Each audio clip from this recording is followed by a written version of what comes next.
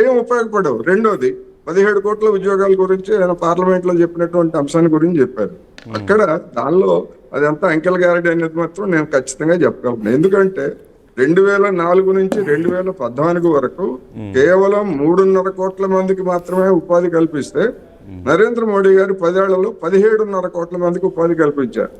అంత తేడా గనక ఉంటే, నిజంగా అంత తేడా గనక ఉండేట్లయితే మరి జీడిపిలో మ్యానుఫ్యాక్చరింగ్ సెక్టర్ ఎందుకు అప్పటికంటే తగ్గిపోయింది? ఉత్పత్తి పెరగాలి కదా. అదేవిధంగా పిఎల్ఐ స్కీమ్ కింద 1,00,000 కోట్ల పిఎల్ఐ స్కీమ్ అని ఇంప్లిమెంట్ చేస్తే 3.5 కోట్ల మందికి ఉద్యోగాలు వస్తాయని చెప్పేసి చెప్తున్నారు. ఇవన్నీ నమ్మడానికి పనికొచ్చాయినా? రాసుకోవచ్చు, కాగితాల మీద రాసుకోవచ్చు, పార్లమెంట్ లో చెప్పుకోవచ్చు, లేదా నివేదికలు ఇప్పించుకోవచ్చు. వాస్తవంలో ఏంటి? జీడిపిలో గడిచినటువంటి 11 సంవత్సరాల్లో మ్యానుఫ్యాక్చరింగ్ వాటా పెరిగిందా తగ్గిందా? మరి కార్మికులు ఇంతమంది పెరిగేట్లయితే, ఉపాధి ఇంతమందికి పెరిగేట్లయితే మరి ఆ మేరకు ఎంతో కొంత డెఫినెట్ గా ఇంప్రూవ్మెంట్ కనిపించాలి కదా.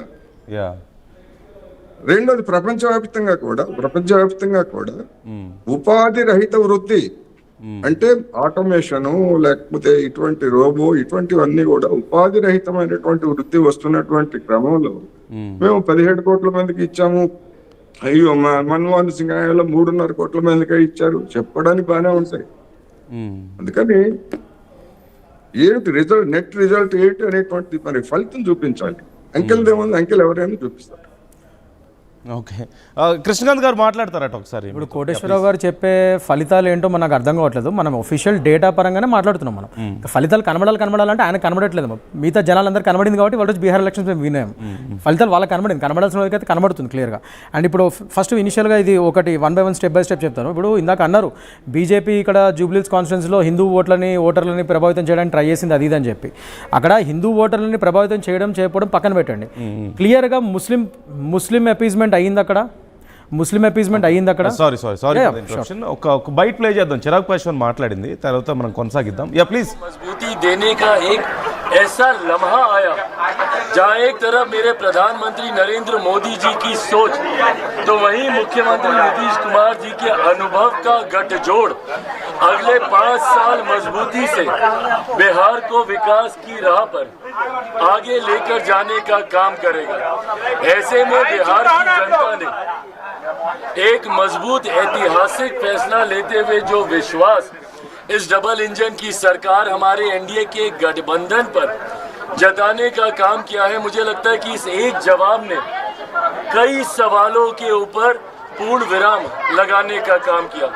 जो लोग मुख्यमंत्री नीतीश कुमार जी की स्वास्थ्य को लेकर सवाल उठाते थे, जो लोग पिछले 2 दशक के एनडीए के कार्यकाल को लेकर सवाल उठाते थे, जो लोग जंगल राज के होने ना होने और आज की तारीख में जंगल राज के क्या मायने हैं उस पे सवाल उठाते थे, या जो लोग मेरे प्रधानमंत्री की प्राथमिकता में बिहार कितना है उस पर सवाल उठाते थे, या जो लोग चिराग पासवान के बिहार फर्स्ट बिहारी फर्स्ट पे सवाल उठाते थे, गठबंधन में मेरी भूमिका के ऊपर सवाल उठाते थे कि इसके पास ज्यादा इसको सीटें दे दी गई, इतना ये लोग प्रदर्शन नहीं करेंगे। मुझे लगता है ये एक जवाब ने एक रिजल्ट ने कई प्रश्नों के जवाब देने का काम किया।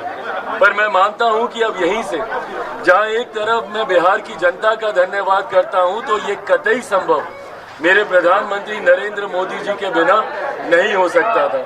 जिस तरीके से प्रधानमंत्री ने पिछले सवा साल में जब से तीसरी बार केंद्र में हमारी सरकार बनी है तब से लेकर अभी तक जिस तरीके से उन्होंने निरंतरता में बिहार आकर बिहारियों को प्राथमिकता में रखकर लाखों करोड़ों की परियोजनाओं को धरातल पर उतारने का काम किया, और जिस तरीके से मुख्यमंत्री नीतीश कुमार जी के नेतृत्व में उन तमाम योजनाओं को धरातल पर उतारा गया। अगर मैं मेरे प्रधानमंत्री के शब्दों में कहूं तो नरेंद्र और नीतीश इस जोड़ी ने एक अपना कमाल करके दिखाया है, और मैं ये मानता हूं कि ये हमारे गठबंधन की ताकत है। शुरू से मैंने कहा था कि 5 दलों का ये गठबंधन एक विनिंग कॉम्बिनेशन है, एक विनिंग अलायंस है। मैंने ये भी कहा था कि 2020 में भी अगर हम लोग एकजुट होते, अगर ये यूनाइटेड एनडीए 2020 में भी होता तो भी हम लोग इतना ही शानदार प्रदर्शन करते। पर आज एक तरफ जहां यूनाइटेड एनडीए की ताकत देखने को मिली, तो वहीं राजद जो पिछले 5 साल से अहंकार की पार्टी बना हुआ था, और अहंकार की परिकाष्ठा देखिए कि अभी ఎల్జేపీ చిరాగ్ పాస్వాన్ మాట్లాడుతున్నారు. సో మా కూటమి శక్తి ఏంటో మేము నిరూపించుకున్నాం అంటున్నారు. అఫ్ కోర్స్ ప్రజలు మా మీద నమ్మకం పెట్టుకున్నారని కూడా చెప్తున్నారు. అండ్ చాలా మంచి స్ట్రైక్ రేట్ కనిపిస్తుంది చిరాగ్ పాస్వాన్కి. ఇక్కడ చాలామంది ఇప్పటికే పవన్ కళ్యాణ్తో పోలుస్తున్నారు ఆయన్ని. 75% స్ట్రైక్ రేట్ అక్కడ కనిపిస్తుంది.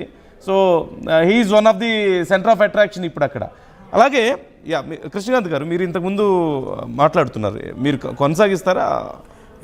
యా సో నేను చెప్పేది ఏంటంటే నందు గారు, ఇక్కడ మనం చూసుకుంటే ఇందాక అపీజ్మెంట్ పాలిటిక్స్ మెయిన్ కాదు. అక్కడ జూబ్లీహిల్స్ కాన్స్టిట్యున్సీలో వాళ్ళు క్లియర్ చేశారు. అందుకని ఇవాళ రోజు స్వయంగా రాష్ట్ర ముఖ్యమంత్రి రేవంత్ రెడ్డి గారే ఆ రోజు కాంగ్రెస్ ఉంటేనే ముస్లిమ్స్ ఉంటారు అని చెప్పి డైరెక్ట్గా చెప్పడం జరిగింది పొలిటికల్ క్యాంపెయిన్స్లో.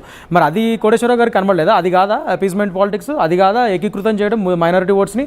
సో 20% ముస్లిం ఓటర్స్ ఉన్న జూబ్లీహిల్స్ కాన్స్టిట్యున్సీలో మీరు డైరెక్ట్గా ఏకీకృతం చేసి ఆ ఓటర్స్ని at the same time Azharuddin గారికి ఎగ్జాక్ట్గా ఎలక్షన్స్ ముందు మినిస్ట్రీ ఇస్తే ఇవన్నీ ఫ్యాక్టర్స్ అక్కడ ప్లే చేసాయి.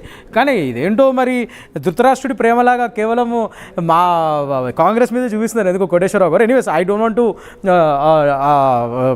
Contradict on that. కానీ నేను చెప్పేది ఏంటంటే ఇంకోటి, ముస్లిమ్స్కి ఎంతమంది ఏం చేశారు, ఇది మా సబ్కా సాత్ సబ్కా వికాస్ అని చెప్పి ఒక పాయింట్ లేవనెత్తారు. ముఖ్యంగా ఇవాళ రోజు సబ్కా సాత్ సబ్కా వికాస్ అని అన్న దాన్ని నానుడిని మేము క్లియర్గా ఫాలో అవుతుంది బీజేపీ వాళ్ళ రోజు. అందుకని ఇవాళ రోజు చూసుకుంటే నేను let me complete.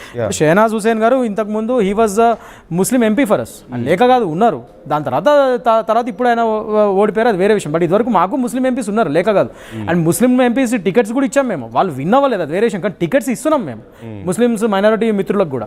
At the same time మాది national spokesperson Shehzad Poonawalla is a Muslim. మా బీజేపీకి national spokesperson himself is a Muslim. మాకు మైనారిటీ మోర్చా ఉంది సపరేట్గా ముస్లిం సోదరులకి.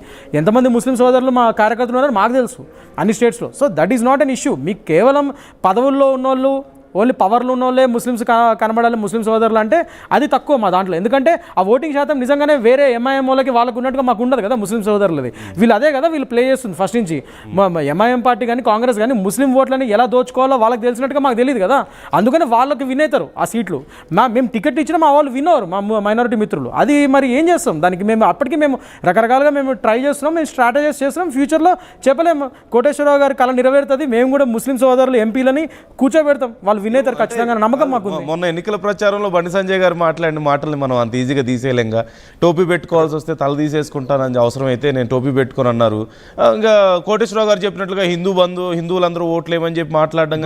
ఇప్పుడు సంజయ్ అన్న ఏదైతే చెప్పారో అది ఆయన వ్యక్తిగతమైన ఆయన ఒపీనియన్, అది ఆయన చెప్పారు. At the same time opinion గా మనం చూడగలుగుతాం. 100% ఆయన బీజేపీ అధ్యక్షులుగా చేశారు, రాష్ట్రం చేశారు. ఎగ్జాక్ట్లీ తప్పే. ఇప్పుడు నేను చెప్తున్నాను, ఇప్పుడు నేను కొన్ని చెప్తున్నాను, నా వ్యక్తిగతమైన ఒపీనియన్స్ కూడా నేను చెప్తున్నాను. One of the star campaigner, he is one of the star campaigner. That's the reason he is telling what he feels about it.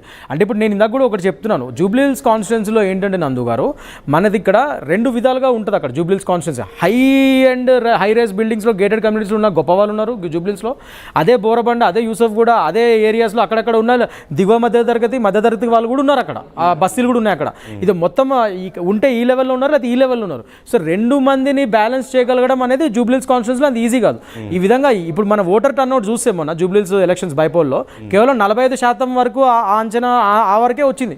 Voter turnout కూడా చాలా తక్కువ నమోదైంది. ఎందుకంటే ఈ పైన హై రైజ్ బిల్డింగ్స్ ఉన్న వాళ్ళు అంత ఈజీగా వచ్చి ఓట్లేరు, ఆ టర్న్అవుట్ లేదు అక్కడ. సో ఆ విధంగా వీళ్ళు ఓన్లీ కింద దిగువ బస్సీ వాళ్ళని ఎప్పుడైతే ఆల్రెడీ బీఆర్ఎస్కి, సో కాల్డ్ కాంగ్రెస్కి అండ్ ఎంఐఎంకి అక్కడ ఒక నెక్సెస్, ఒక నెట్వర్క్ ఆల్రెడీ ఎస్టాబ్లిష్ అయ్యింది వాళ్ళకంటే